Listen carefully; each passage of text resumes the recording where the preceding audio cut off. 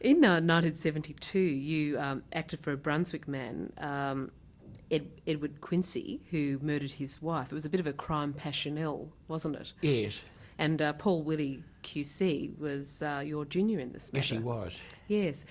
That was a rather sad story, though. That was a case of a man executing his wife over what he believed was her infidelity. Well, there was no doubt about her infidelity. It was a very sad case, and when I first went out to see Eddie Quincy, he said to me, "I killed my wife. In no circumstances will I plead not guilty, and I want to be hung." And that was his attitude at first, but I went out there many times, and it seemed to me that the appropriate verdict would be manslaughter, having regard to the provocation which his wife gave him when she told him about her infidelity and indicated that infidelity would continue and not necessarily with the same man.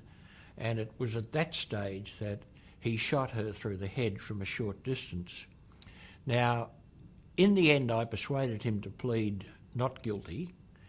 We simply presented the truth as we saw it, and the jury found him guilty of manslaughter, and he got a relatively short sentence and came out. But by the end of the trial, his attitude had changed and he no longer wanted to be hung. I think we'd given him hope. Yes. The judge certainly agreed with your Yes, he did. diagnosis, if you like, of the situation. But that was an unusual situation because you had a man who began determined to plead guilty and wanting to be hung. But the more I learnt about it, I thought it was a very tragic case. He was probably suffering a huge amount of remorse. He sounded like he loved his wife. Oh, I've got no doubt he loved his wife.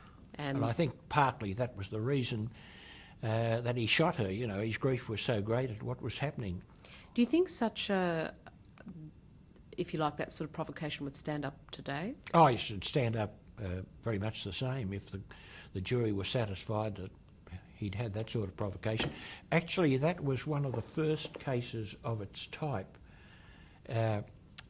Prior to that, in general, a husband would be convicted of murder unless he actually caught his wife in the act of adultery and killed her, shot her in the act of adultery or otherwise killed her. This case was different in that he knew of her adultery. He drove up from Melbourne to Bendigo with a pistol. He said not necessarily intending to kill her, but when she made the provocative remarks indicating that her adultery would continue, he lost control of himself and shot her through the head from a short distance. But it was apparent to me that he still loved his wife and bitterly regretted what had happened. Did the other side try to portray him as a cold-hearted killer? No, they didn't. I think the prosecution was fair